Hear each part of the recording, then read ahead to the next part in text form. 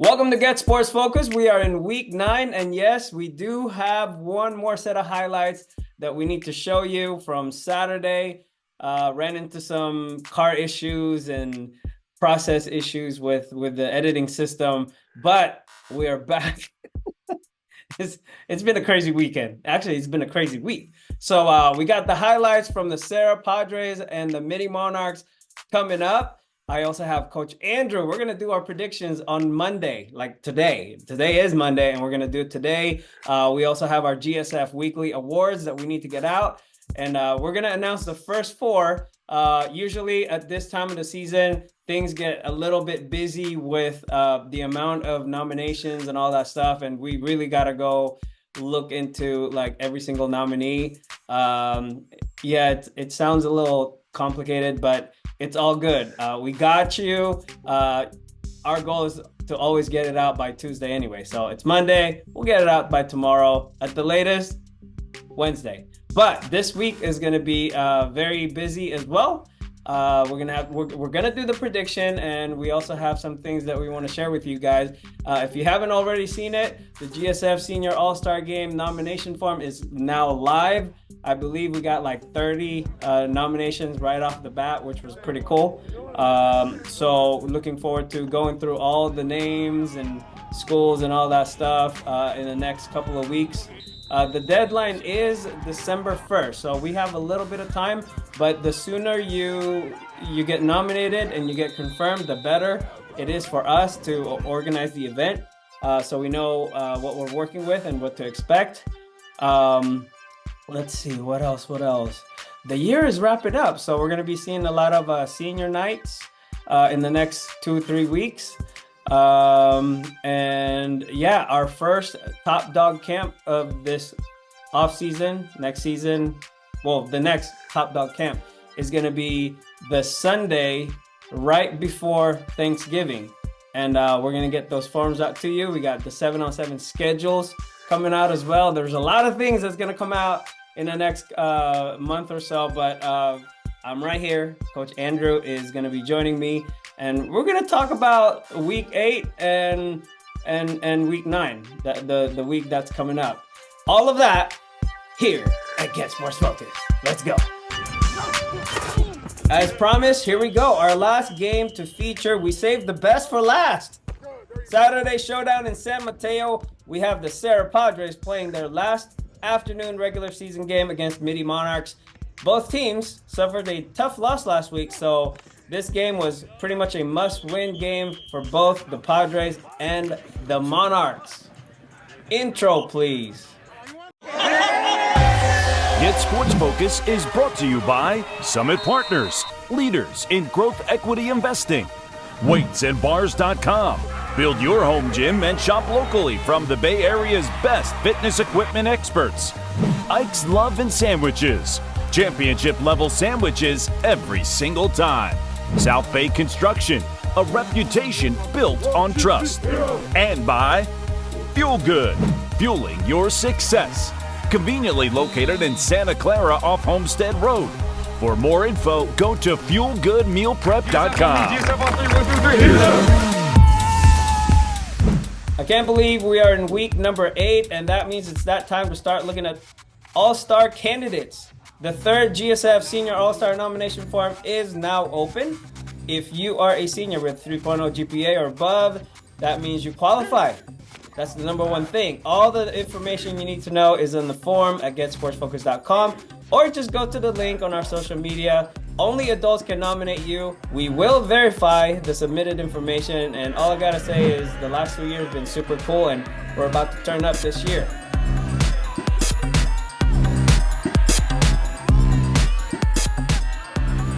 Serra Padres and Mitty Monarchs varsity highlights coming up, but we'll start with the first game that was played in the morning. This is the JV game. We might as well, right? I mean, we're there. First quarter, QB Caleb Bandel, shout out to BD Prep, handed off to Andrew Capitao-Polo. And that was a 3rd and short play. He picked up 18, so that was the first down.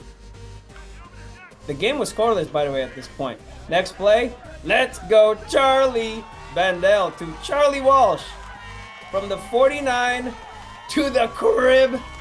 There it is. 3 guys missed him in the backfield. Charlie, he's just too quick. Touchdown Padres, 7-0. They lead after 1 quarter. Second quarter, Mitty, they answered back. Big time catch here by number 87. Couldn't locate the roster online. And they did score after that, so that tied the game up at 7-7. Ensuing kickoff. Here comes Charlie. He's quick. He's also fast. Check out the wheels. He picked it up from the 24 maybe, 24-yard line. So right there, that's a 76-yard kick return for a touchdown. PAT was good. Serra, they added another TD just before the half to make it 21-7. Third quarter, Padre defense kept coming. Dante Barrionuevo with a sack. But the Monarchs answered back with this long TD connection. That cut the lead in half, 21-14. Let's go to fourth quarter. We're almost done with this one. Dante and the defense, they held on to win 21-14. That was the final score. Serra Padres, I think they are in first place, tied for first place. I'm gonna have to double check that, but it's gonna come down to Valley Christian, St. Francis, and Serra for the JV.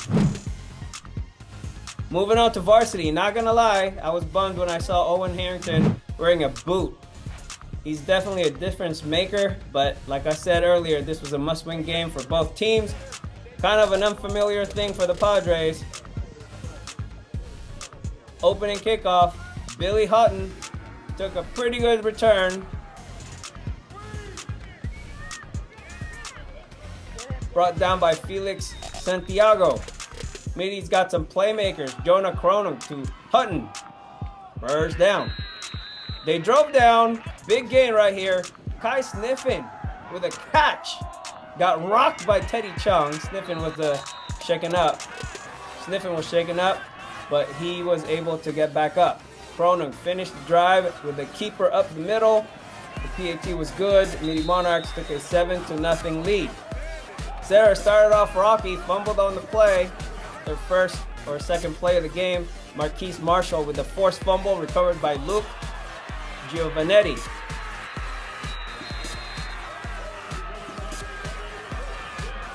Padre defense went on lockdown mode after that. Back-to-back interior plays for Silas Adkins. And a fourth down pass broken up by Malachi Taufo and Isaiah Samifua. Hutton almost made a one-hand catch. That would have been really sick. Serra's offense got the ball back on their own 40-yard line and took it to the house right away. Check out Nanolatu with the first touchdown of the game. That's a 60-yard burst up the middle. That was the equalizer, 7-7. We're all tied up. Mitty on second and short got picked. Aaron Meyer with the Spider-Man move. He must have superpowers to snag the ball like that. Spider-Meyer with the interception. And they scored. Lot 2 off tackle. 27-yard run to the pylon. PAT good. Padres took the lead 14-7. Next defensive series for Serra. Another interception. Josiah Vincent with a diving catch.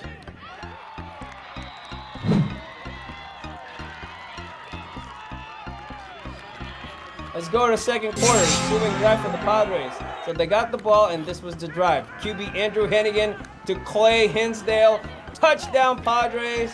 That made it 21-7. Mitty, they struggled to move the ball in the air. Another pick, this time by Malachi, and he ran it all the way back, but an illegal block took the score away. They got to keep the ball, though. Actually, Malachi would have been down at the 1, according to the referee. Serra took over and got a great effort from Latu right here to get in the end zone. But another penalty took that one away. He had another one earlier, too. So the Padres ended up scoring on the same play they ran earlier. Hennigan to Hinsdale. Might as well, right? Touchdown Serra, 28-7. and the Monarchs started their next drive from their own 25 and ran 9 plays to score. They were kind of like in a hurry-up mode. Lazaro Farage Washington. He's a load, bullied his way in for the score. That cut the lead 28-14. Just before the half, Serra matched that with La 2 from the 11, touchdown, 35-14. Serra Padres with the lead at the half. Let's go to the third quarter. Serra came out looking to put this one away. Teddy Chung with a long touchdown run, extending the lead to 42.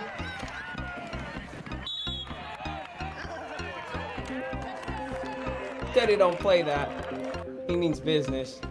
Mitty not giving in easy. Cronin with the keeper. He got the first, and check out this dive to Alec Grimaldo. Right in the breadbasket with 2 Padres in the vicinity. First down Monarchs, and they scored. Cronin to Lucas Edwards. Bounced off the hit. Got a wrap. Touchdown Edwards. Touchdown Mitty, 42-41 Monarchs. Trail. After recovering the onside kick, Serra drove down. Isaiah Singleton got the ball back. Isaiah Singleton got back-to-back carries to finish off the drive for the score. PAT was good. 49-21 Padres after 3 quarters. Fourth quarter, Milo Lazar got in for the Padres. Handoff to Chris Yoon, and Yoon, he got a chunk of real estate right here. Big game for the senior. Same drive. This one looked like a touchdown. Nathan McCullough. He was a captain last week. Got drilled right at the goal line. No touchdown, says the ref. Yoon, he took it in on the next play. Made it 56-21 Serra with about 7 minutes left in the game. Mitty, they have a 6'6 backup QB, Joseph Engine. Class of 2026. Nice smooth throw here to Grimaldo on 3rd and 10 from the 20. Monarchs looked like they were going to score, but got picked off by Simifua in the closing seconds.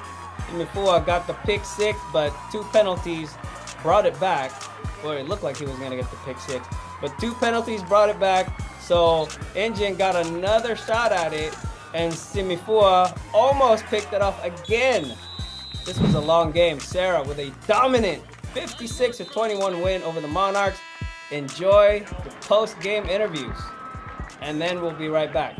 Going into the week, we started off super good. I led chapel this week, so I picked the theme journey. I picked the theme of focusing on our journey, focusing on less on the outcome. I feel like this team has been discrediting ourselves from a lot of the progress we've made. We played all great teams. Every team we played has been a great team. We've prepped super hard every week. And this week really showed. Offense went in, did their job. Defense was getting stops. I think we got all the 2s in on O&D. Offense scored. 2D got a stop on the goal line, so that was super huge for the team. But this was huge. This was the best possible outcome we could have gotten. We got a win, and morale seems high right now. So. It was good. Coming back from a loss, we had to lock in this week. You know, we do what we had to do. The journey's been good. You know, a lot of hardships. You have to go through a lot of hardships. Like 4 touchdowns? We just have to bounce back from it. We got to stick together. You know, we still got to buy in. We still got more. We still got more to come. Yeah, I mean, it was definitely just like a show of what we could have been or what we could have been last week and what we were this week. It was kind of like, all right, Coach Bell's saying a lot through the week. Like it's on us. Like we need to kind of take accountability, take the seniors step into more of a leadership role, and like execute throughout the whole game, and I think we did that this game. Continue to improve as we continue to get better. I overheard one of the referees when I went to the restroom at halftime. He goes, Sarah's got this funny way of always getting better. They always get better. And that's what we're shooting for, okay? Always, always, always get better, okay? It's okay being 2-4. It's okay striving. It's okay feeling some pain, as long as we're committed to getting better. We're gonna grade the film. We're gonna look at it objectively. And we're going to get better for we head into Bellarmine going on the road next week, okay? It's kind of like a constant reminder, like if we got the dash in there, it's like 20 days and you're kind of like, damn, I remember when I was a freshman on the first day of coming into summer ball. So it's a wake up, and it's kind of just like it's a reason every day to keep going, every second to keep going, like in the classroom, out of practice, in the weight room, kind of just like an extra motivation. I love you guys. I want to extend that dash over there. I want to extend that dash for as long as we can. You start playing in December with Christmas lights going up with this group, this is going to be a really, really rewarding feeling, okay? Care about you guys. I mean, Coach Walsh mentioned it in there. It's like we're just trying to extend the dash. We're trying to extend our season. We're fighting for our lives every play, and that's all we can do, really.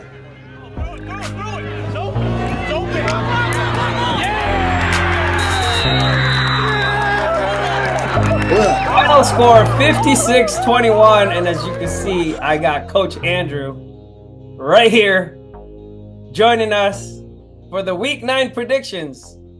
We can kind of talk about. You want to go over Week 8 real quick? I mean, I guess we should. I mean, we should. I mean, we always do anyways. Like, I think it'd be good to kind of recap. It was a good weekend of football. Like, there was a lot of possible, how do you say it? There was a lot of games that could have gone worse than gone the other way than we would have thought. But they didn't, or they almost did, or they did, or Lord knows what the hell happened. Like, it was weird. Maybe it was that maybe it was that moon that was out. Hey, did you see my shot of the moon? I was sick. I was like, King's Academy, dude. That's 4K right there. Well, it's not 4K on the video, but when I shot it, it was 4K. So it was pretty sick.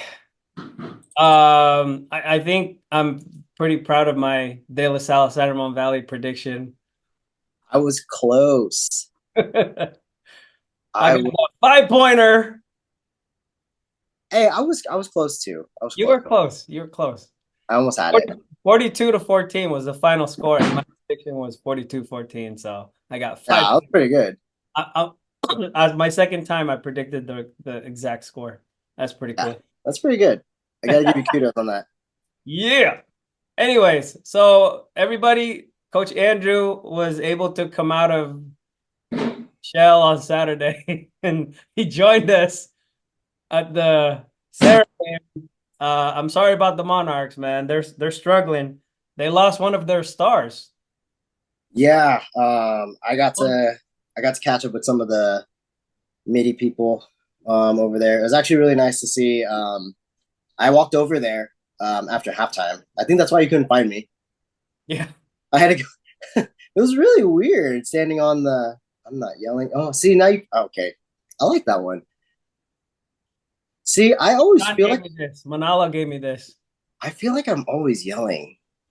Yeah, he woke me up at like 1:30 in the morning. He was like, because he just got home from a soccer trip, and he was like, "Dad, I got you something." And I was like, "Oh." I was like, "Oh, cool, I'll use it." That's a good one. Anyways, no. So I disappeared after halftime.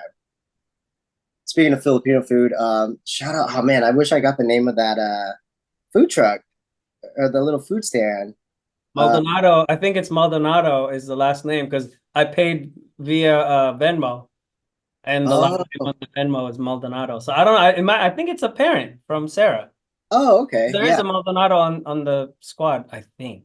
I gotta. Yeah, I had some chicken lumpia and the calamansi juice with the heat. That, please give me more of that. I will gladly go to another Serra game just for that. Well, in 3 weeks you can. It's their homecoming or their senior night. It's a night game. Against who? It's gonna be a big one. Valley Christian, Serra. Ooh. So, is it possible to have a 5-way tie? No. 4-way tie? Mm-mm. No. Maybe 4-way, but I know like the way. And honestly, someone in the comments can correct me if I'm wrong. I know it goes. So it goes. I know it goes head to head, and then it goes common. And then it goes common opponent, And then I think from there it goes strength of schedule. No, I'm talking about the league. No, I'm saying like I think the max is 3. Okay. Because Right now it's Valley Christian and St. Francis. They're undefeated. So what if, let's say, Valley Christian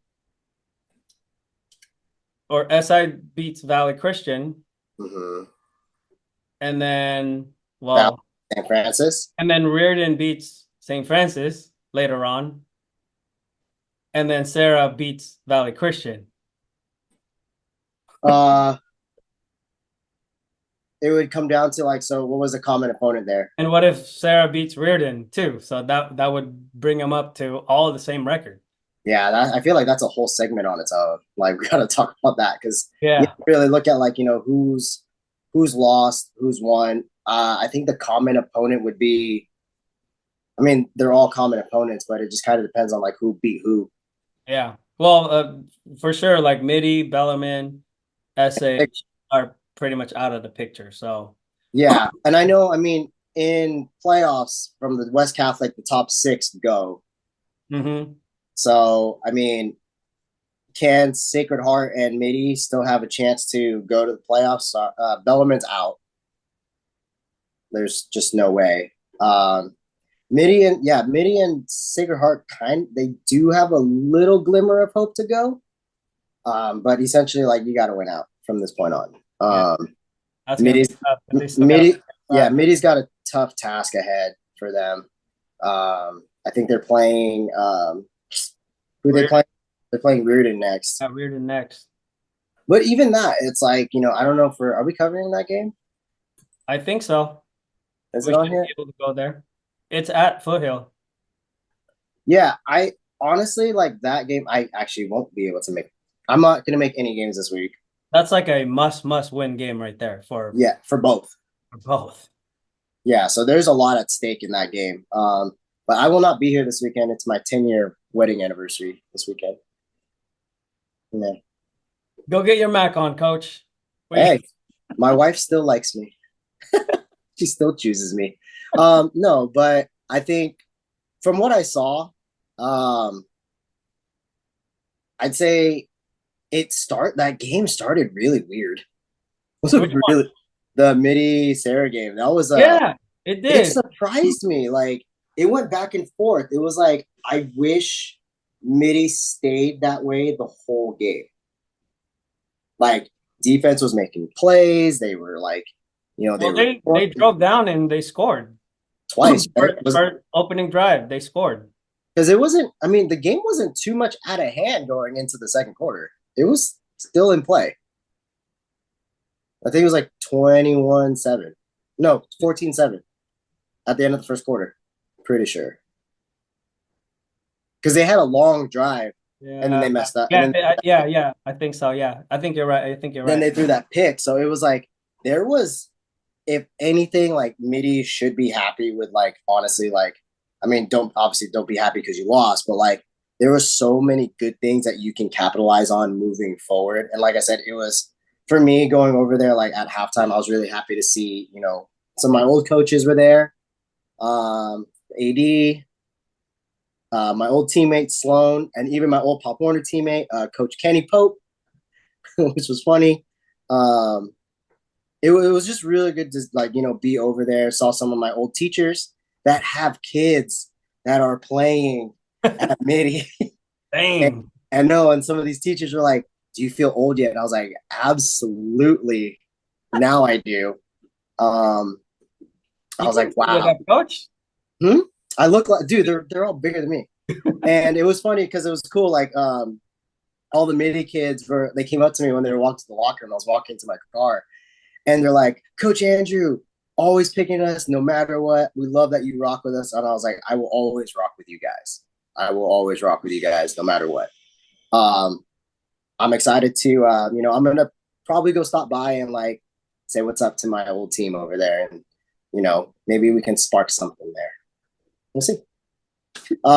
But it was a good game. I think Serra did show that they needed to play the game that they did. Still a little bit of mistakes though. And you've talked about this. Like we've talked about these before, and we've seen them before, but I don't think they're glaring mistakes. And I'm going to say it this way, and I hope someone from Serra brings this up. These aren't non-coachable mistakes. These are just young, not matured mistakes still. That's it. Yeah. I was thinking about that. I was like, man, Clay Hinsdale was busting the move in the end zone. Like he's never done that before. And I'm thinking like, wait. He never did that before. Right. He scored 2 touchdowns in a quarter. That's never happened before. And I think he got flagged, right? He got flagged and yelled at. Hey, we love you, Clay. Great job. We love you, dude. That Great was grab. Those are pointing it out, just maybe do it on the sideline or something. Hey, remember he was like, Yeah, you know what? It's because you did 3. Remember, you can only do 2.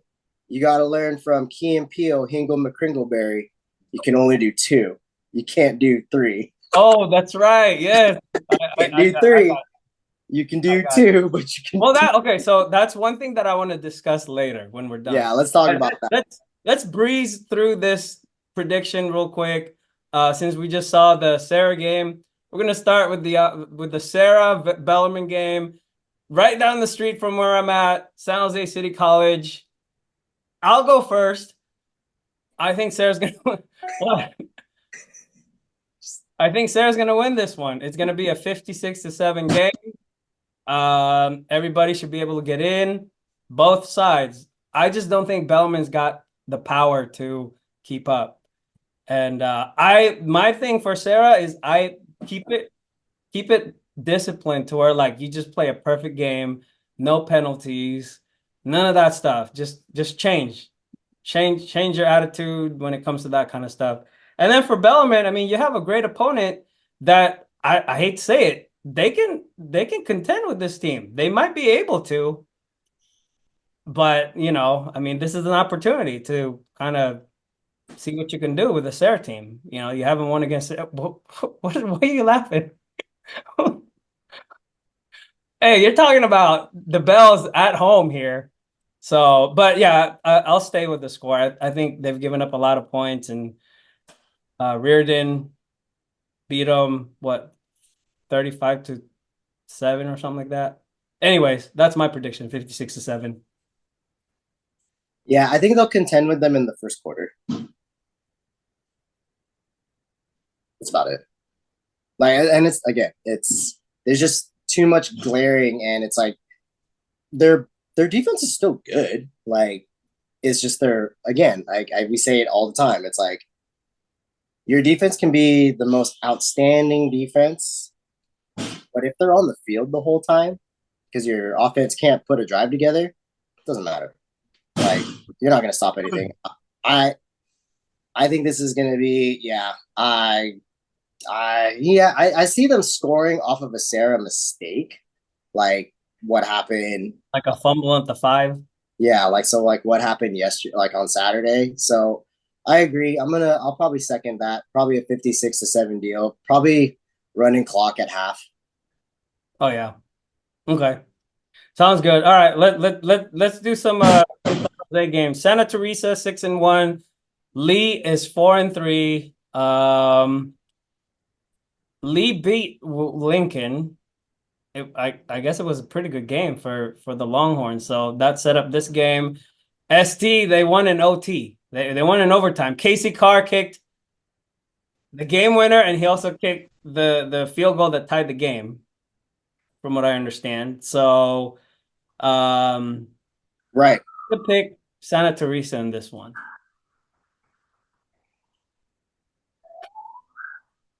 Whoa. What the heck is that? Downtown Gilroy. Yeah.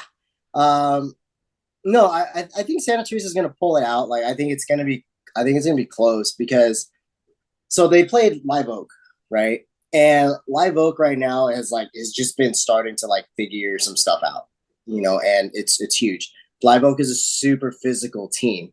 We got to see how a physical team, the way Christopher played against them, they just pound the rock. And then pop pass, big receivers, strong defense. Like it's got to be a physical game. Leigh is a running team, right?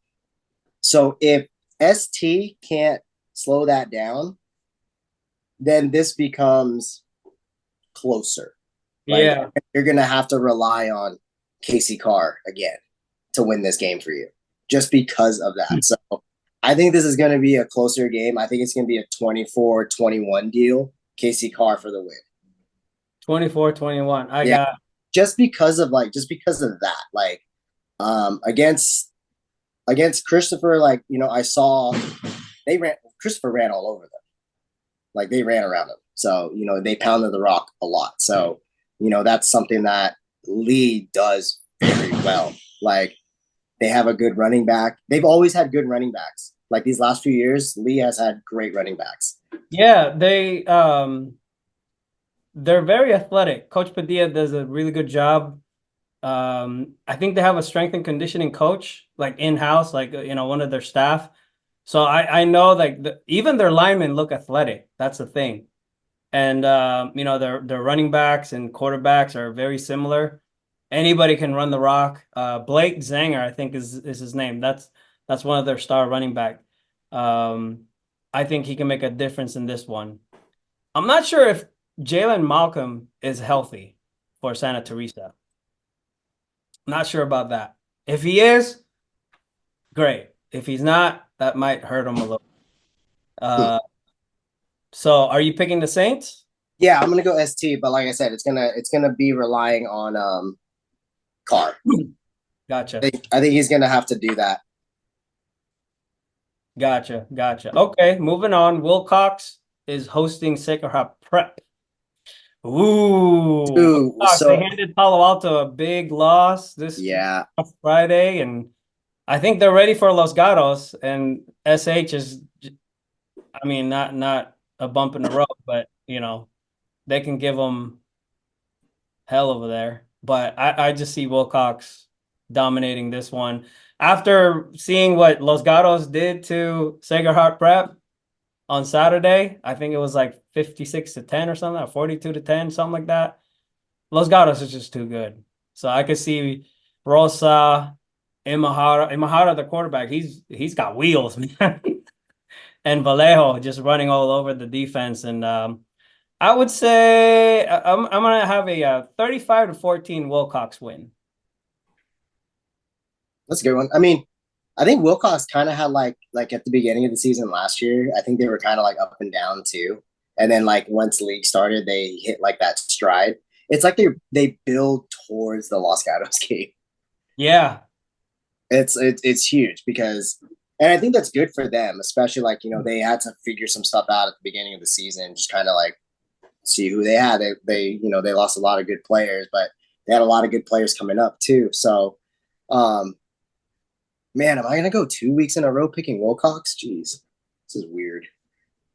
Yeah, I'm going to go Wilcox. Wilcox? What's the score?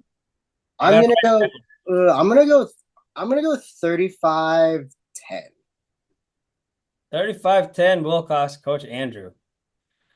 This one is a good one right here. Sobrato versus Leland. I don't have their records offhand, but Sobrato, when I saw him against Willow Glen, they looked like they had a lot of guys injured on the sideline. I saw like bodies that looked like football players, not suited up with boots on. And so I'm not sure what's going on there, but Leland, they're tough at home, man. And they can blow this game wide open in the first half if things go their way. So I'm just going to pick Leland 35-14. Yeah, I mean, that Willow Glen game, like, especially, just like, look how they had a lot of weapons at Willow Glen. Like, yeah, they don't have a big roster, but it seems like anybody is capable. Every single guy is capable. Yeah, and I don't see Leland being any different than that. Leland always has like a really good, roster of players. And I just think they just have more than what Sobrato has. That's all. Not saying that Sobrato can't put up a fight. Sobrato's playing really well this year. Yeah. I forgot his name. Number 1, he's a baller. He plays Yeah. safety. He's a receiver. Like, he's got good hands. He's probably part of the CCS squad from the 7th season with Coach Rueda. Probably, but like I again, like I think you're right, Leland, and Leland's at home, so I think Leland can really, yeah, and Leland likes to score. They like to score fast and they like to score a lot.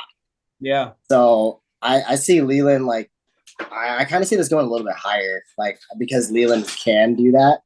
I see it kind of being like a 42, maybe 42-14 game.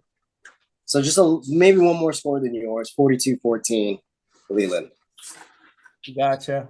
Yeah, I think the last game they scored 21 points, and that's the least amount of points that they scored all season. I think they were above that, like pretty much. Yeah. Oh, this one I wanted to go to this game. San Mateo, Half Moon Bay, both are 6-1. Half Moon Bay was undefeated, but last week they lost to Sequoia by 1 point. I don't know what happened, but I've heard so many good things about Half Moon Bay as far as this season, so we got to see them one of these days. But this game right here, San Mateo, they beat Terra Nova 27-7 last week. I just think Half Moon Bay is a lot more battle tested. I don't know, maybe some guys are sick or whatnot, but I think this is a bounce back game for them. I'm gonna go 31-14, Half Moon Bay. Yeah, I think I'm gonna second it. Like I'm gonna go Half Moon Bay. Half Moon Bay is always strong, and they always get to like again like this is one of those other teams like they grow throughout the season. So and they just keep getting better, right? And as every team should. You should, but like as every team like thinks about doing. I think Half Moon Bay wins this. I think it's gonna be like more like 35-21 for Half Moon Bay. I see Half Moon Bay like really doing, but San Mateo is gonna give him a fight. Like yeah. San Mateo is gonna battle him. So what is this? Another battle of the peninsula? Kind of. I mean, Half Moon Bay is kind of across 280, but San Mateo, man, they got a good line. They got a good solid line. Their running attack is pretty good. So hopefully Half Moon Bay can ice them out. And I know Half Moon Bay likes to keep the ball. Yeah. We'll see what happens with that. That one's definitely something to watch out for. Menlo School, they lost to MA last Saturday. I think there was a streak. Did I get that one? I did get that one. Yeah, you picked MA, yes. Los Gatos, they're hosting Menlo School. I just think Los Gatos is too good. This is not even like a debate. I think they're going to win this one, 42-28. I do think Menlo, I mean, they might keep it close up until halftime, third quarter, but in the end, I think Los Gatos is just going to run away with it. They're tough to beat at home. Yeah. 42-28, that's my score. Yeah, no, I like the score that you gave Menlo School because like Menlo School they have a good offense. Like they have a good offense that can score. So I definitely give that to them there. I think they'll stay contesting, but Los Gatos can overtake this game a lot more than what you're predicting. I think it's going to be more like it'll probably stay. I'm probably going to go like a 49-14. Okay. I think it can get that high. But like, I mean, that's the thing though. Like Los Gatos, I mean, they're the only school in that area, so it's like they have the numbers on their team. So, like that in itself, you just run somebody down. Like it just doesn't matter anymore after that. Like that's just what happens. Yep. Okay. One more Peninsula game. We got Palo Alto. They're going to drive up a couple miles to Menlo-Atherton. MA is confident right now. If you look at MA's schedule, it's getting harder. They're getting close to the Los Gatos game as well. So I think right now it's Wilcox, Los Gatos, MA. In that division or that league. Palo Alto, they struggled against Wilcox. So I'm going to go with MA, 28-21. I'm going to go with MA. I think this is going to be a really good battle. This is a must-win for Palo Alto. you know, to claim their spot. Yeah. I, you know, yeah, yes to the confidence on MA, like for sure. Like, but I mean, like we've seen it, right? What the difference between these two teams right now is MA is very physical, right? They're a physical team. Palo Alto, again, like I got to see some of it early. I have some of the Christopher kids that train with me. So I get to see some of these games and I get to watch some of these highlights with them. It's a physical game. So if Palo Alto's defense has got to get it together, which part you got to get together, get up front. That box, that 7 box right there, that is where you win this game. Because MA is a physical team. If you can't match that physicality, this can get blown out. Kind of like how week 3 went for Palo Alto against Christopher. That's exactly what Christopher did. They just ran all over them. Again, it's the era of the running back is back. Yes. Yeah. But I think I'm gonna go MA. If MA controls the line like how they've been and how we know they can, this is like a 35-7 thing. Oh, really? Damn. Oh yeah. MA's that's the other thing too. MA is tested too. Yeah, they are. I mean, it helps, right? It does. We got 3 games left, all WCAL game. We're gonna start with the Riordan versus your Monarchs, coach. I don't know. I feel like I should pick Mitty on this because they're gonna be home. But I just can't see it because of who's gonna be there. Like Kai Sniffen is probably their best player on defense. He plays offense too. He went out against Serra. Looked like a concussion. He got hurt. He got rocked by Teddy Chung. Yeah, that was. I hope you're doing well, my man. Yeah, man. It's not cool when to see kids. You know, I mean, football's a violent sport, but that was a big loss. That made a difference in the Serra game too. You know that made a difference because he was the target, and then you got Billy also there. You got Grimaldo. Mitty's got some guys. They got some. They do. I was really not pleasantly surprised, but I was like to finally. Well, you finally saw him in person. You got it. I know, and I apologize to the Mitty community for taking so long to come watch a game. 3 years. I'm a busy guy. He's a busy guy. I second that. He is a busy guy. So for him to go all the way to San Mateo to watch the game, you know, it was cool. So great job, Coach Andrew. Thank you. Okay, going back to this game, I'm gonna pick Riordan. Of course. I think Riordan will struggle in the first half to try to figure out what Mitty's doing, even without Sniffen, even without Orrin Harrington. You know, I think there's a formula. Okay, hear me out, people.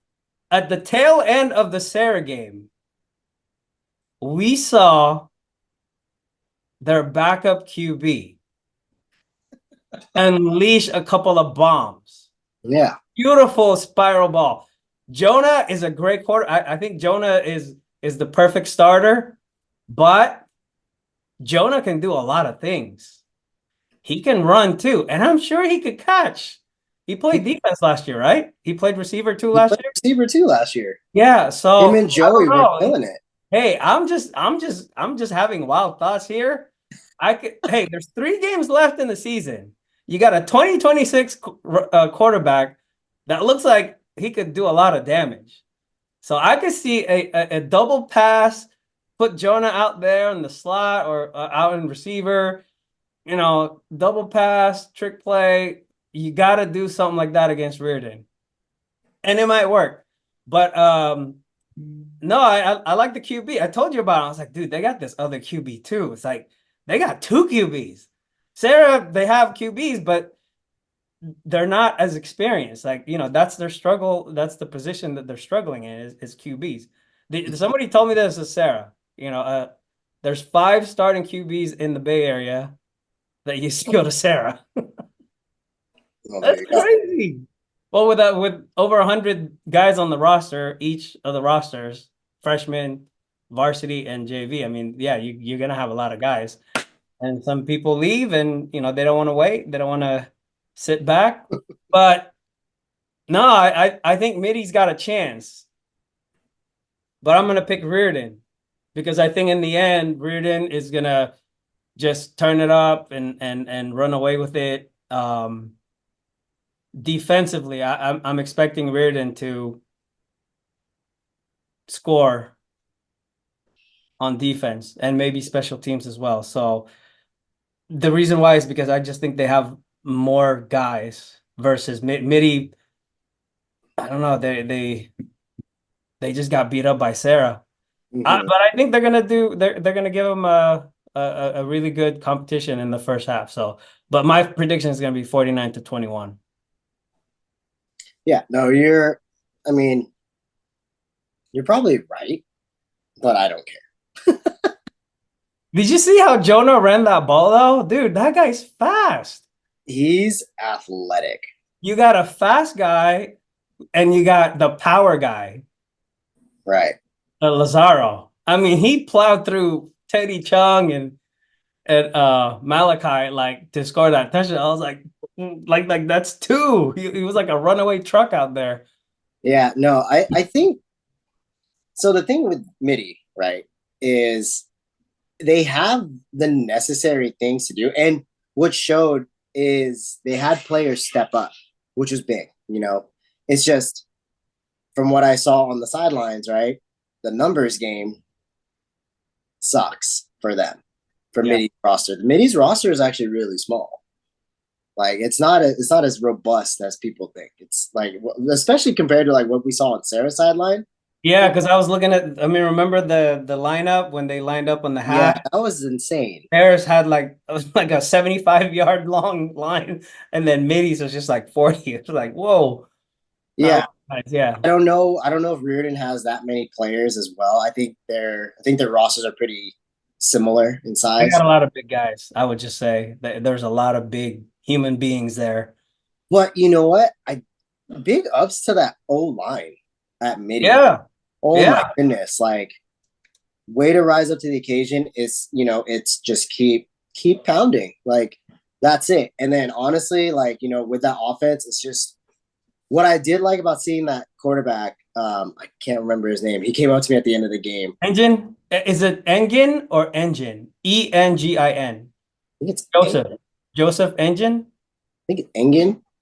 I don't know. But anyways, he came up to me at the end of the game. He came up to me at the end of the game. He was actually the kid that said, like, thank you for always rocking with us. Like, okay. Yeah. And I was like, Mitty runs deep. And I was, yeah, blah, blah, blah. And it was like, it does. But what you would expect from a quarterback who doesn't really play, like you would see them to get like frazzled, right? Or like be like, oh, like super like excited. He was pretty good. When he got in there first play, man, he threw that thing. I think that was like, hey, just let it go. He overthrew the guy, but on the sideline, the Serra sideline, everybody was like, whoa. Well, at least the guys behind me, they're like, whoa. Because he threw it like 60 yards or something. Yeah, it was a pretty far throw. I was really surprised with that. I was like, oh, okay. But I think the key to Mitty winning this game is keep it simple. I'm going to say it that way without giving too much away. Mitty, if you're listening to this, you'll know what I mean. Danny, Sloan, you'll know what I mean. Keep it simple because it's there. Told you the Mitty blood runs deep, man. We already know. They probably already know what I'm saying. I don't. Right. If they keep it simple because it's been there the entire time, like it showed in this game against Serra, if we stuck to that, this game is a whole different outcome regardless of the players that are out. And I honestly, based on what I saw with Riordan and something like that, I think Mitty could actually pull this out. And it's going to be close. I don't think it's going to – this is one of those games where, like, because of the way both teams have been playing, I think it's more evenly matched than people want it to be. That's why I'm saying they want it to be, because I've seen the comments. Riordan has all these players. Like, they should – like, dude, who cares? Like, if you don't play, you don't play. Like, you don't play the game you're supposed to play, you're not playing. So I think this is going to be a more evenly matched game. Mitty's going to squeak this out again. Keep it simple. I winked. So you think Mitty's going to win? Yeah, I think Mitty's going to win this, and I think it's going to be like at the end, like 28-27, like something close like that. It's like super close because they got a cool kicker who is a lineman. They do. Dude, I love that guy. He's going 54. And he's got, like, the thing is, like, the way that he kicks the ball as a lineman, and just you see him as a lineman, he kicks like a great kicker. Hey, if you're going to play past high school, man, please switch to kicker. You're very good. Yeah. No, I do think they have a shot, but I'm just going to rock with Riordan because they know that they got to win this game. Both have to win this game. And they do. But I mean, so it's more for Riordan. I think in the long run, Riordan's got a better shot. Right. But no matter what, like, both of these teams have to win this game. But Mitty can really spoil it and just freaking. They can. And they can sneak in. They can. Yes, exactly. So, Mitty, prove me wrong. Make Coach Andrew proud. Okay, 2 more games. Sacred Heart Cathedral. They're going to be at St. Francis. Roster-wise, I think St. Francis is just way too powerful. They're riding high right now, and I don't think Sacred Heart can throw anything at that. Sacred Heart, they like to pass, they like to drain the clock, or they like to slow down the game, which is not gonna work against the Lancers defense because, dude, all these guys. Did you see Naya got an offer from Utah? No. Yes. Number 2, he's got an offer. Yeah. Congratulations. You saw how Kaimani played against SI. We kind of expected that. Jaden Lewis, the freshman, it's going to be a good match with him and that running back. Sacred Heart's got a running back and a DN, Mikey Williams. He's a big boy. He kind of reminds me of Mixon. He's wearing number 2. And then they have the freshman receiver. Is he a corner too? Yeah, Isaiah Glover. Oh, he's going to be good. He's going to be a cornerback and a receiver. Yeah, he's a skill guy. He's going to be good. Like, bulk up a little bit, put some size on you, grow into your body. Dude, he's going to be a beast. What are you thinking? It's going to be a 49-14 game. I can see Kingston getting his 3 and just resting the rest of the night. It's senior night too. So I think the bigger thing here to predict is who's going to have the biggest entourage during senior day or during senior night recognition. Probably Kingston. I would put it. I think Kingston's going to have. His 2 brothers are out there. I think he's going to run 30 deep. I think he's going to have 30 people there. Hey, I'm waiting for my shirt, by the way. They said they're going to give me a shirt. I'm going to rock Kingston's shirt next week. Hey, I was supposed to get a hat from Serra. Dang it. I forgot. You talked to Coach JT. You guys were like broing it up. I love Coach JT. He's awesome. So yeah, this would be a good test for Sacred Heart, pre Bruce Mahoney game kind of a thing. So I think the number one thing is to just compete. There's a lot of players that are going to be evenly matched up, but when it comes to like the system, I think St. Francis is just going to pound it. And yeah, I feel it. I'm gonna rock with St. Francis too, but I think Sacred Heart is probably gonna stick with them probably a good majority of the game. If they watch the SI game, like, they'll learn a lot from that game, right? I mean, especially with what SI did to St. Francis in the first half, like, they limited a lot of things. So, that's going to probably be something that they're going to be looking at. So I think, and Sacred Heart has the capability to stay with them the whole game. Yeah. Right? So for some reason, I feel like it's not going to be a blowout like how you're calling it. I think it's going to be like 35-20, maybe 35-33, 35-32. I don't know. Whatever weird scores you can get, probably like 35-31, like that. Like, I think it's going to be closer like that. Because Sacred Heart's got some special teams. Jackson Cahoon, if you're listening to this, Coach Andrew thinks you guys are going to give up 31 points on defense. I hope you don't. Just don't. Just don't, please. Hey, we're doing this early, so we're gonna be in some speaker boxes like during practice. Remember what Coach Andrew said? That guy from GetSportsFocus, he's talking trash. I'm not talking trash about your defense. I know. I'm saying, like, they have the capability right now. This is where teams are dangerous. Like, deep into the season, this is where it gets dangerous, guys. Like, teams like Sacred Heart, teams like Mitty, that honestly don't have anything to lose and more to gain than the teams that they're playing.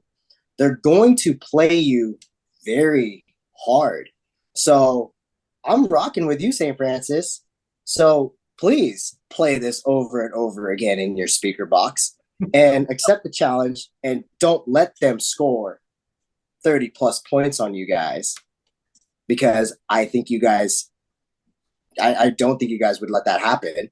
One, yet you also have to be open that this also could happen. Yeah. With Michael Sargent, it could happen. Behind the offense, yeah, he can work his magic. They had a tough time against Valley Christian, but, we're going to talk about Valley Christian next. So 35-31, Coach? 35-31. That's my challenge. There it is. Challenge issued. I hope Jackson says something. Another thing. You got to make him say something post game, because if he doesn't, I'll say something.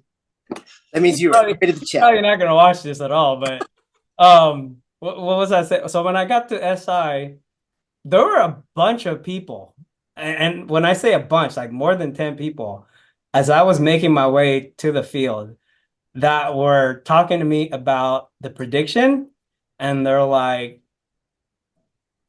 we watch your show. Oh, can't wait to see you get yelled at by the boys. Because remember I said, like, you guys have my permission to yell at me after you beat St. Francis. So I thought that was pretty cool, because there's a lot of positive feedback that I was getting. I've been getting a lot of positive feedback. I don't know about you, but I think it's pretty cool. Hey, we're doing this for fun. It's nothing personal. As you could tell, like, the majority of the things that we say are actually things that is out there. It's kind of proven. It is the truth. Like, we're not trying to, like, make somebody look better than they really are or drag somebody down or anything like that. A lot of things that we say is just for fun, but we're pretty careful naming names, right? Mm-hmm. We're only naming names of people that we know personally. Yeah. So I would say, with this last game, Valley Christian is going to be at SI. This is going to be another big game for SI at home. They got the best schedule in the entire state right now, because they got all the big teams coming to their crib. And they're still in first place in the way. I mean, they're still right there. Valley Christian is undefeated. One thing I want to say about St. Francis is, do not look ahead to Riordan. Do not look ahead to Valley Christian. Take care of Sacred Heart first, which I'm sure they'll do. But for Valley Christian, same thing. Do not look ahead to St. Francis. Do not look ahead. Just keep it simple, just like you did with Sacred Heart. Defense, play. Just play. That defense is good, man. I don't know. If you ask me who's got the best defense in WCAL, I think it's between St. Francis and Like Christian. so I'm gonna pick Valley Christian. I think it's gonna be a close game. It's gonna be a 35-28 game. I can see a defensive score happening, just like the game against Sacred Heart. Corbin Bixby? Corbin? Oh, I know his last name is Bixby. Bixby, yeah. He is good. He's very good. He's like a human magnet on defense. And then you got Jordan Vargas, who's the ball magnet. How many did he get? Two. How many did I ask him? They had 3 picks. 1 pick 6 by Bixby, and then Jordan Vargas had 2. All right, Jordan, where was my third, bro? Ask me. You said 3. Bixby got it. Dang it. But the way SI plays, I think they learned a lot from this St. Francis game, and I wouldn't be surprised if they're up ahead early in this game. But Valley Christian, just keep it consistent. Pound the rock. Give it to ocho. Ocho. I think Marcel Leggett is gonna have a really good game. So I think Hogan can match that game, maybe even outdo that game. But in the end, I think the defensive score is gonna be the difference here. So I'm gonna pick Valley Christian 35-28. It's gonna be a fourth quarter kind of a decision. So yeah, that's my prediction. I mean, I like it. Like that's a hell of a score. This is gonna be a hell of a game. Yeah, Kevin's gonna be there or me, depending on my car situation. Yeah, I'm gonna for this one though. Like I'm gonna roll. Yeah, I'm gonna roll with Valley Christian. Just because of like just how they've been playing like consistently. Like that's kind of like what I think is gonna happen with it. Hang on, I see something happening. But Oh, pause. really? I'm just kidding. Okay. No, I think Valley Christian's gonna win this game. Like I think it will be close. But I think it's only gonna be close in like the first half. Like I think just the physicality that they have is just gonna be more.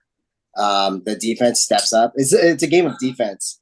But I think Valley Christian like will do what they did. So like honestly, like the way they've been kind of proving a lot of people wrong is putting up points like the way that they can. I see it being more of like maybe like a 42-21 game. Oh, really? Okay. Yeah. Defense. I think there's going to be like a couple pick sixes in there that's going to bring it up to 42. That was the thing that I was thinking of. Like you have a freshman QB going against a very good secondary, and you just can't get careless with the ball. Those guys can do damage. We know those guys from sevens. I'm talking about the SI team. They came from they all played for North Coast Elite, and they were very good. So yeah, that's what I'm expecting. You see a 42-21. I see a 35-28 with the fourth quarter decision. And that is the prediction segment, people. Week 9 predictions in the books. Do we have time for a couple of topics? We do. Okay. I got 3 though. Cool. Can you show us? Can you show something like before we start the topics? I gotta pee really bad. Coach Andrew's got to pee really bad. Go pee, Coach Andrew. GetSportsFocus is brought to you by Summit Partners, leaders in growth equity investing. WeightsandBars.com. Build your home gym and shop locally from the Bay Area's best fitness equipment experts. Ike's Love and Sandwiches. Championship level sandwiches every single time. South Bay Construction, a reputation built on trust. And by Fuel Good, fueling your success. Conveniently located in Santa Clara off Homestead Road. For more info, go to fuelgoodmealprep.com. I'm back here with Coach Andrew. We got some topics that we need to go through. You probably heard that El Cerrito got their wins taken away because of some adult who didn't do their job correctly. This always pops up every single year. Either football, basketball, baseball, whatever. Somebody didn't sign something. Somebody didn't turn in anything. Somebody forgot to file something. And now the kids are suffering. They were having a great season. Their only loss was to De La Salle. Now all their wins are vacated because of some error. What do you think of that, Coach Andrew? He's like speechless. Usually there's like a checklist of like what you have to do before you even step foot onto the campus. Like, yeah. These rules and these things are set in place to not only protect the kids, but it's to protect you as a person. Like, there's a reason we have to do all these things. Like, you got to protect yourself too. I mean, obviously, like, you know, the kids' well-being is number one, and that's why you have to go through all these like checks, like background checks, fingerprinting, all this stuff. Like, this is why you got to do all that. But I believe you're not allowed to step on campus until you're done. Well, no. All that stuff, unless I don't even know. They played a player that was ineligible. Oh, come on. But it was because of an error. So something probably didn't get signed or didn't get filed in time, and somebody brought it up. I don't know. Somebody always I don't know who does that. Who does the background check? It's like, oh, this transfer right here. Let's go see if they filed the paperwork correctly. Okay, so kind of like the gold medal. It's kind of like the medalist from the U.S., the gymnast that got her medal taken away because there was a 3 or 4 second difference in the filing of the petition or whatever. Yeah, and the thing is, like, you know, most people will say, like, you know, it stands with what's called, but whatever. When it comes to stuff like that, like, okay, so there's a responsibility that, like, you know, coaches have, and like, you know, I know every school is different when they do things like this, but usually when like grading reports come out, or if there's like a kid that's like at risk grade wise, like that report's usually sent to like the head coach, and even that the kids should be notified too. And usually like the school, like I said, depends on the school, they usually notify the family too, like, hey, your child is not doing great in school right now because in this class, blah, blah, blah. And then it also becomes like a responsibility on the student athlete to get their stuff done. So who's actually at fault on this one? I can't really put it on the coach, one. I can at the same time, but I also have to put some of the responsibility on the kid too, because why are your grades like that? Is it a grade thing, or is it a location thing?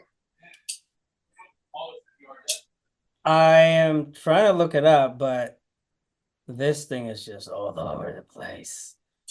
According to the headline, East Bay High School football powerhouse to vacate wins after investigation reveals team played ineligible athletes. So we're not talking about one player. We're talking about multiple athletes. They saying- in that case, I think yeah, you deserve that, because if you know, you know. Right. It's like the whole, I mean, I know the residential thing is like, it's so like screwy because, and I mean, these rules are set in CIF for a reason. Yeah. And the coaches know about it. Like every time that like, you know, this happens, like people move, it's inevitable to happen. Right. I think what CIF was trying to do was just try to make sure like, you know, people aren't moving or transferring for athletic purposes. And the thing is, like, if I've read these things correctly about it, like if you actually like write out or you petition like, hey, we're not moving for athletic reasons, we're moving because we actually just moved, like at least like that's disclosed. And then obviously like, you know, the section and then CIF, like when you write that, I think it's in the bylaws, like then they'll give you a decision as to like, okay, because you're not moving for athletic purposes, you're moving because you actually had to move, then this is what the stipulation is if you're going to continue playing sport. They try to keep it as even as possible for everybody, though. Yeah. Which I think it's 5 games. I'm pretty sure it's 5 games. Depending on your situation. I think it's up to 5 games, depending on your situation. Like, because I know some kids got, like, cleared early because I've heard this in different areas. I think it's because, like, someone moved because the family, like, actually, like, moved. They, like, moved. Yeah. Well, speaking of move, you already heard about the quarterback from SoCal who literally left early in the week and moved to a different state and played last week. This was the St. John Bosco QB. We met him. He's a cool kid.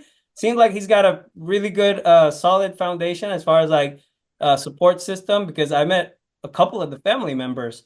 Very well-mannered. You know, you could see his interview on GetSportsFocus. But so he left St. John Bosco, and now he's at Kahuku in Hawaii. He played this past Friday, and I believe he won the game. So what do you think of that? Mid-season move? Play right away? Well, I mean, if the whole family moved for, like, personal reasons, which it sounds like they all moved, is it? I don't know. I believe it's a family move, yeah. Yeah, so then that, like, you know, if you're a kid, like, and you're in that situation, you really can't do anything. Like, if your family's moving, yeah, you're moving.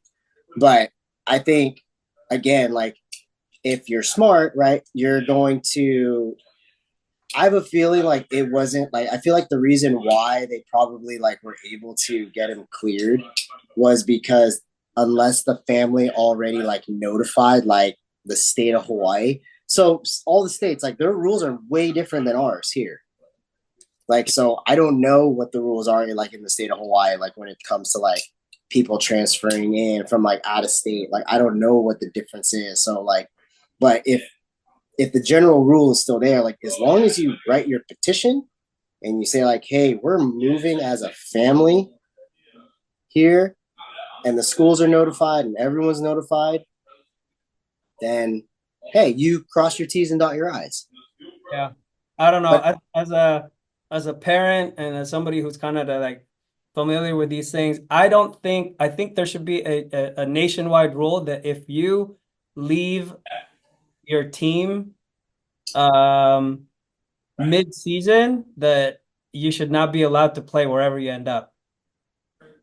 Because right. These things, you have to think about these things. I mean, at this time last year, we had to move. I mean, we didn't move far. We just moved across the city. But when I found out that we needed to move, my first thing was like, well, I don't want to take the kids out of school. Right. Right? That was my first thing. It's like if you're a parent, you kind of revolve your lifestyle or your decisions based on the priorities. And for me, obviously it's the kids, and I'm like, I'm not going to take my kid. Shoot, I don't even want to take them out of high school as sophomores. You know, I want them to finish. I want them to finish what they started. I want to stay in the district and all that. So I don't agree with it. I think if you let it happen, I mean, now that it's national news, watch. I'm pretty sure it's been done before, but I'm pretty sure it's going to keep happening. If you are a regular student and you leave a school, why are you allowed to go back to go to a different school and start right away? I don't know. I think mid-season, that's a little crazy. It is. It's a little much. So much. So according to this article, there's some issues going on at El Cerrito with head coach being suspended or something. He's been on leave. Defensive coach is the one that's taking care of the team, and I guess they received multiple warnings or something about certain players, and they maybe just ignored it. I'm not 100% sure. The San Jose Mercury News got a full article here. I don't want to read the entire thing, but that's what I'm looking at right here. So yeah, I think these things happen because adults kind of drop the ball, and at the end of the day, the adults, us, we're in charge. And if something is not correct, then it's our fault. Right. But I mean, like Well, you have to know what's going on, because you're not just putting yourself like at risk as a quarterback, as a coach. Like you're putting players, like you're putting their future kind of at risk now. yeah. You kind of essentially like stain their recruiting profile a little bit. Yeah. No, absolutely. They're very good. They have a lot of talented players. I mean, we saw them hang against De La Salle. There's another thing going on down south where an entire league is forfeiting games against a certain school, Narbonne. Because apparently Narbonne have a lot of transfers uh that came in this season or in the past couple of years. Then the teams are just not playing them because they decided to forfeit, like as a league, like they forfeited all the games against this team. Multiple teams forfeited their games against a particular team, Narbonne, and because they're concerned that the kids might get hurt because they have big big ballers. They're really good, basically. That I don't really agree because, man, you should be excited to play really, really good competition. It's kind of like having De La Salle in your schedule or having a St. Francis on your schedule. Obviously, I mean, you got to be dumb if you're not at that level to compete. But I don't know. You're in their league. If it's done illegally, though, then Yeah. I see, I was gonna say, like, I see that, like, if it's done, like, it sounds kind of fishy. Like, if it's that many people at one time, if it's an entire team made up out of transfers, and if there's a reason why they know, sorry, if there's a reason why these teams are doing it, like, then somebody knows something. They probably already knew about all of this. apparently it's a practice that's been going on for a long while now. And their thing is like the league is not doing anything about it. The CIF, Southern Section, is not doing anything about it. So they decided, hey, we're going to do something about it. We're going to get all of our teams to boycott this particular team, and we're not going to play them when they come up on schedule. So that means that team, Narbonne, they're going to have like 6 forfeits in their schedule, and the kids don't get to play, period. Well, that Kind of sucks if you're the kid. Yeah, that screws you up. Yeah. But then again, who allowed it to happen? CIF. No, the adults. Oh yeah, the adults. Well, adults are CIF. Yeah. Well, I mean, it just CIF, I think the league and the CIF are half responsible for allowing it to happen. Starting about the line 9, it's like, oh, what? Oh, you transferred? Okay, great. I don't know. I mean, but the thing is, like, it's also like, like, it's the other side of it, though. If you really think about it, though, like, if you're a team that doesn't want to play against like a team that's kind of like juiced out like that, it's like how some teams in the Bay Area, right? They opt not to play against like the West Catholic teams, the De La Salles, the Folsoms, any of like the NCS schools. They don't want to play against them in the preseason. Like, why? That makes you better. What are you so afraid of? Sorry, I just called you guys out. My bad. But seriously, like, why? Why not? Go do it. It makes you better. Well, I think it makes sense if there's a purpose. Like a few years back, remember when the CCS did this first place, second place, third place thing, where I think Serra got suspended for forfeiting a game against Milpitas to get the second place spot, which was like, at that time, it's like, who wants to be second place? And there was this whole issue, and Serra had to petition, and they finally got cleared like a couple of years later. But no, I get it. I understand. There are safety concerns, safety issues, right? That you have to think about.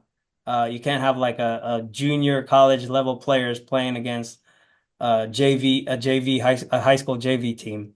So we aren't Bishop Sycamore. That is totally understandable. So with that, I would say, for an entire group of schools to band together and boycott a specific program, that's a pretty strong thing to have.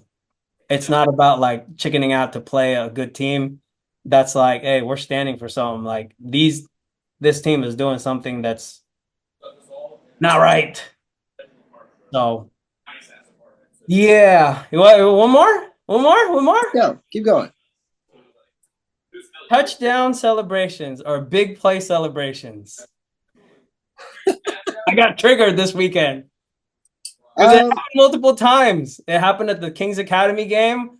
Kids scored a sick catch. And then all he did was this, boom, and then he kicked the door, and the ref went. I don't think it was because of that. It was because he spun the ball. Look at the video. He spun the ball first. Oh. Well, that's... You can't do anything with the ball. Really? You can't spike it? No, so the rule in high school, I believe, is like you got to give the ball back to the referee, and then you have to be off the field to celebrate. I think that's what you can get away with. Yeah, I think so. Well, okay, so when we did our... I'm kind of torn behind. I'm kind of like in the middle because, man, on video it looks cool, right? You see kids doing the jiggy, doing like I like the jumping up and down, like the hip jump or whatever you call that, the side jump. Yeah, they're talking about like it's excessive celebration. Excessive celebration. No, I get it. Yelling and taunting. I'm not. Well, I mean, it's like the whole thing with like that's why kids go watch Key and Peele. Look up Key and Peele, Comedy Central, Key and Peele. Look up Hingle McCringleberry, touchdown celebration. And that's kind of like they did that on purpose. They made this skit on purpose because it's to make fun of this rule, because this rule rolls from the pros all the way down. Yeah. So it's like you can't hip thrust more than 3 times. Okay, certain celebrations, yes, I do agree that should be banned and not allowed. Right. And we ran into this last year at the tournaments. Oh, yeah. The worst thing that I ever saw was a 12-year-old doing this. It's a lot more than that. And I'm like, holy no. Oh, hell no. That is not going to happen under my watch. So we, after that tournament, went through the whole like sportsmanship rules and sportsmanship guidelines of the tournament. We added that. We made it a lot more strict. So now, yes, you can celebrate, you could jump up and down, but you can't do it towards another person. And we categorize it. If you're doing anything that falls in these 3 categories, 4 categories, 5 categories, then you're going to be kicked out of the tournament. And if the coach doesn't enforce that, then his team, because some coaches, I mean, they just don't have control of their players. Yeah, and even some of the coaches get in on it too. But I get it. So I think if you limit the celebration to like what you're saying, then you avoid those things. Because even the guys that are doing this now, like, you know, they're pulling up their shirt. I don't know. I guess it means like they're strapped. Like they have a strap. Yeah, it's like also, yeah. So if you guys are gonna do like celebrations and all that too, like 1, know what you're doing. Make sure you understand what you're doing. Yeah, know exactly what you're doing. Yeah, exactly. And then 2, it's like, I mean, just keep it tasteful. There's the word, tasteful. Tasteful, yes. Tasteful, because again, I think we've touched upon this many times. You never know who is watching. Oh, and we will end with that. Never know who's watching. And the cameras are always rolling. And you never know who knows who. And you never know who knows who. We'll anyway, I think we did a pretty good job with this GSF Weekly. Hopefully, y'all enjoy it. I actually ran into a couple of individuals who suggested these subjects, so I'm not going to take full credit for it, but if you guys have more, maybe we should do a highlight reel of like illegal celebrations. That might be pretty cool to put together. Oh, you're gonna find a lot. Or we could just hit up our guy Cyrus. Maybe he'll do one for us. Cyrus, here's some new content for you. Show us acceptable celebration and unacceptable celebrations. There you go. At the high school level, we're gonna go at the high school level. Yeah, at the high school. We're gonna go college level, and then your level, the pro level. But you want to give some shout outs, Coach? Hey, you know what? Shout out to my Mitty community. It was really great seeing all of you guys. I miss you guys over there. Shout out to Coach JT. It was good seeing you. Nice meeting you in person finally. There you go. Shout out to the security guard at Serra. That dude is dope. Yeah, they got like the best security guys. Yeah, they're so cool. Who else is there? I don't know. Shout out to my boy Evan, who was the athletic trainer with me on the Panthers. He is now with the Washington Commanders. I got an Evan. Shout out to Evan Williams. He's doing well with the Packers. The guy is balling. Pretty soon he's gonna get that money. He's gonna get paid. No, he is. So Evan Williams, he went to St. Francis. He was a baller at Fresno State, then went to Oregon, got drafted by the Green Bay Packers, and now he's doing bigger and better things over there. And I can see a bright future ahead of Mr. Williams. Also, to all the people that got offers and got rated this past week, congrats. Yeah, congrats, Jackson Robinson. Let us know who you are. Jackson Robinson got 3-starred. He's always been a 3-star. I've been labeling him 3-star. I think he wasn't officially a 3-star yet. Oh, he was a 3-star. Was he already? Was already there, like during the summer. Yeah. Oh yeah. He just posted that he got rated, and then also congrats on the. I think he committed NAU. Congrats, bro. Yeah, congrats. So yeah, that's about it. If your birthday's today, happy birthday. If your birthday's tomorrow, happy birthday. If your birthday was yesterday, belated happy birthday. And nominate your kids, nominate your players. Oh yeah, GSF All-Star Game. Hey, I just looked and I saw Michael Mosley right here. We got a baller at the end, Coach. We got a baller at the end. Hey, I need. So we need 4 quarterbacks total, 2 on each side, and we need a hybrid, athletic, dual threat kind of guy, more like, kind of like a Nano Latu kind of player on each side as well, just to kind of balance it out. But there's going to be a lot of fireworks this year. So yes, GSF Senior All-Star Game. Nominate your All-Star, people. 3.0 GPA is a requirement. You have to be a starter, and yes, you have to be attending an actual high school. You can't be a homeschooled. Well, I mean, there's details on the form, so just nominate somebody if you think they deserve it. Yeah, make sure you're high school real, not Bishop Sycamore. Yeah, Bishop Sycamore is officially banned from GetSportsFocus. All right, that's all I got. Coach Andrew.